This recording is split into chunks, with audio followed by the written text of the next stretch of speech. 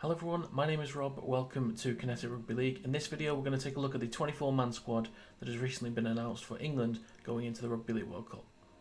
The England squad is as follows: Andy Ackers, Joe Batchelor, John Bateman, Tom Burgess, Mike Cooper, Herbie Farnworth, Ryan Hall, Chris Hill, Morgan Knowles, Matty Lees, Tommy Makinson, Michael McAlorum, Mike McMeekin, Mikołaj Zalewski, Kai Pearce-Paul, Victor Radley, Mark Sneed, Luke Thompson, Sam Tompkins, Callum Watkins, Jack Welsby, Elliot Whitehead, George Williams and Dom Young. The first thing I should probably discuss is the players that haven't made the squad. I will get onto the specifics of the team later on, but in terms of the players that haven't made the squad, the three big names that are missing out due to injury is Johnny Lomax, Alex Walmsley and Mark Percival. They are three huge players that all would probably start for England. Johnny Lomax is first on the team sheet every time. Alex Walmsley, probably the most dangerous prop in Super League. And Mark Percival is an all-round quality centre that otherwise would have started. But unfortunately, due to injury, these guys won't be able to participate, which is very, very, very unfortunate for our competitive chances.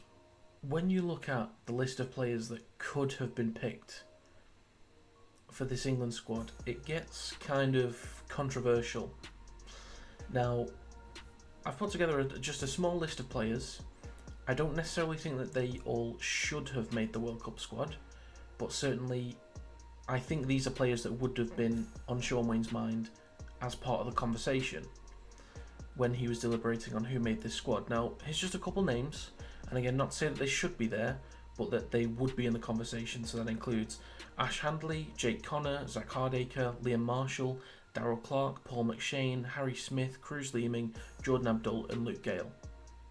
I think any one of those guys probably could have made the squad. Now, the two in particular I think should have made the squad. First one is Cruz Leeming, and the second one, I think the biggest one, is Liam Marshall. Now, I'm not sure whether he's, for whatever reason, injured, or unless he plays for Wales, Ireland or Scotland. I don't know, but it really feels like Liam Marshall should have been picked. That's just my personal opinion. Of the trio at Wigan, of those three backs, between Jai Field, Bevan French and Liam Marshall, that was quite possibly the most dangerous trio in Super League last season, and the only English player has not been picked. And bear in mind, Liam Marshall has been consistently quality for years in Super League now. Really feels like he should be there. If he's going to take someone's spot, personally he takes Ryan Hall's spot. Now, if this was 5 years ago, if this was any other time within, the last 5 to 10 years, you can't really say no to Ryan Hall. With the amount of experience he's got and the kind of quality that he would bring to a team, but the fact that Liam Marshall has had the season he's had and isn't getting picked over Ryan Hall, who, yes, has plenty of experience, but is not anywhere near where he used to be, I think is unlucky to say the least. But certainly players like Ash Handley would have been definitely in the conversation. Zach Hardacre, not so much given the kind of turbulent season he's had, and Jake Connor has had quite the quiet season. So players like Darrell Clark I thought would be somewhat locked in. I wasn't expecting the two hookers that have been picked in Ackers and McAlorum. I really was not expecting those guys at all. Darrell Clark was one I was definitely expecting. McShane I thought was in the conversation. Roby I believe is retired now from international rugby, so there's that. Possibly Brad Dwyer, thinking about it now, may have also been in the conversation, but it's a very impressive list of players that aren't there. So, not to focus too much on what isn't there, I will now move on to the actual players that have been picked. There are 3 players that I really want to highlight in this World Cup squad. Now the first one is Jack Welsby. Myself and plenty of other Super League spectators are very excited to see what Jack Welsby can do at this tournament. At St Helens, he's had plenty of big games, plenty at club level. At international level, it's a different beast, but one I think that he can tame, because he's a hell of a player. He's in his early 20s, I'm not sure exactly how old he is, but he's in his early 20s. He plays with a ton of confidence. He's extremely creative, and for anyone that doesn't watch Super League and is an NRL spectator, my best comparison to get an idea of what he's like is probably Joey Manu. Now that's not to say that he's as good as Joey Manu, that's not to say that they're on par, because I just don't know. But when I've seen Joseph Manu and I've seen Jack Welsby, they look similar in the way that they play the game, the way that they run at the line, the way they play with a certain swagger, a certain level of confidence. They just look very similar. And Jack Welsby has a ton of quality that he can bring to this side. Unfortunately, I don't think he's going to start many games, because Sam Tompkins will probably fill the fullback role for the majority of the games, if not all of them. But Welsby will probably fill in as the utility guy off the bench. Or maybe we'll start centre. Not 100% sure yet, but maybe we'll start centre. The second player I want to talk about is Herbie Farnworth. Now, he did pick up an injury in the NRL about midway through the season roughly, but when I did see him, he plays with a lot of confidence, and there's a certain level of calm to him. But on top of that, he plays with a ton of pace. So he's got a really strong step. He's not afraid to run at defenders. He's not afraid to run in between 2 and get hit, or to at least try to draw players in to be able to offload. There are times where he doesn't pass to his winger when the opportunity's there, and he tries to go it alone. So that's probably down to experience. He's only 20 years old, I think. And I think he is definitely dangerous as an individual player, but in terms of teamwork, maybe lacking slightly. But if he was to start at left centre for England, I'd have no complaints there. The third player I want to talk about is Dominic Young. Now, he's 6'5", and statistically would be the fastest player in Super League. Based on the stats that he put up pace-wise in the NRL this season, the 2 fastest players statistically in Super League are Jai Field and Matt Duffy. Dominic Young, I believe, statistically is faster than both of them.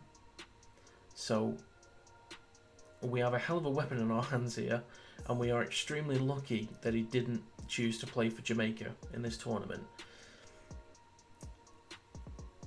I'm very excited to see what he can do. So he's either going to have another young centre next to him in Herbie Farnworth. They'll both play down that left-hand side. Or he'll have someone with a lot of experience and international experience in Callum Watkins. So, or even Jack Welsby, as I mentioned, they might put him at centre. So Dominic Young is going to have a great opportunity to score plenty of tries at this tournament. Hasn't had the best go of it for the Newcastle Knights, given that structurally they're not great. But there's a great opportunity for Dominic Young to really show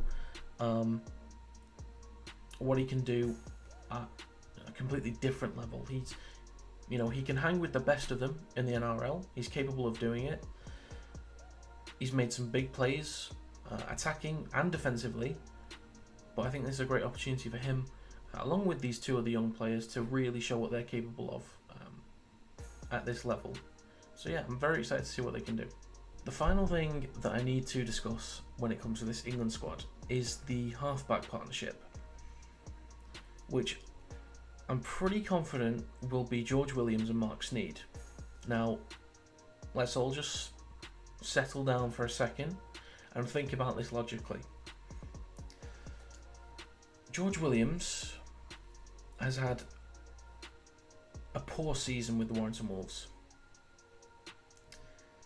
Individually, the first half of the season was atrocious. Now, he never stopped trying.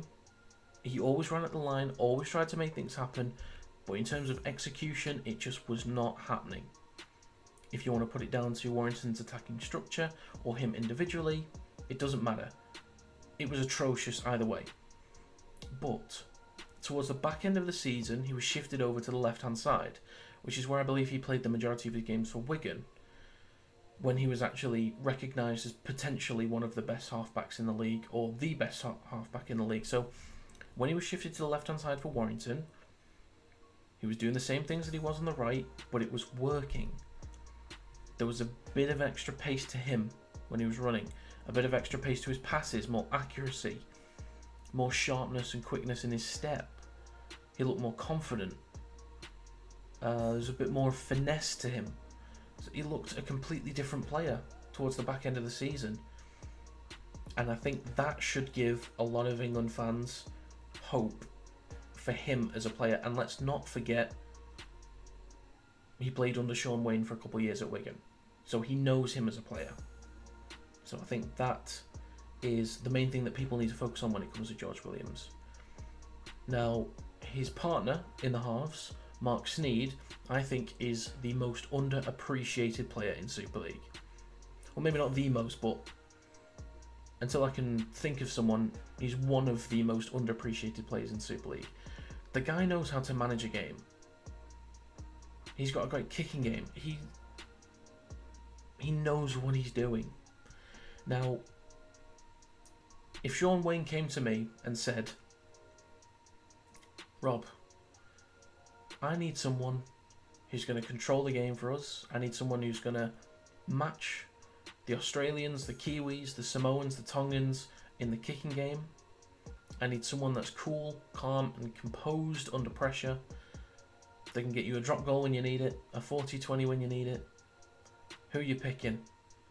So I tell you what, Sean, I'm picking Mark Sneyd every day.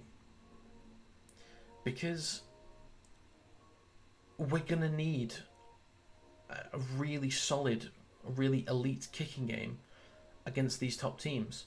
Mark Sneyd has that. And there aren't too many players that you could look at and say that they could offer something as good as him.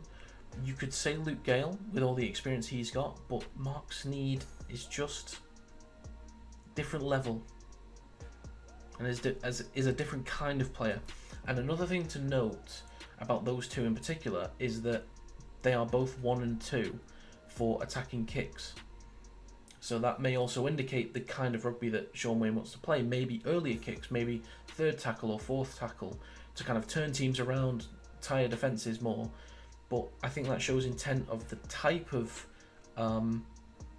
rugby he wants to play. And also players like Dominic Young, as I mentioned, being 6'5", maybe indicates more kicks to the corner rather than trying to play the ball out wide. Maybe that's the kind of style he's trying to go for. Maybe it's just a mix between the two, a very even mix. But given what we know Williams can do, and the kind of player that Sneyd is, and this is, for me, Sneyd's played in plenty of big games in Super League, Challenge Cup as well. This is a big step up for him, and I think he's ready. I think he's more than capable of leading England in the halves. I've got no doubt he's going to be fine, and I'm actually very excited about this partnership. And then you throw Sam Tompkins into that spine, and then McLaurin or Ackers. It's a solid spine. Yes, you could pick out other players that you maybe prefer, but let's just look at the positives. They're reliable players. We know how reliable they are in Super League. Just because we say Super League is miles away from the NRL doesn't mean that we're going to be miles away from the likes of Australia by the time the tournament starts in a few weeks' time. So That's all I'll say on that. So that's going to be it for this video. If you have any comments on the England Rugby League World Cup squad, leave them in the comments down below. If you enjoyed this video, feel free to leave a like and subscribe to the channel to stay up to date with new content on the Rugby League World Cup. Thank you very much for watching, and I'll see you next time.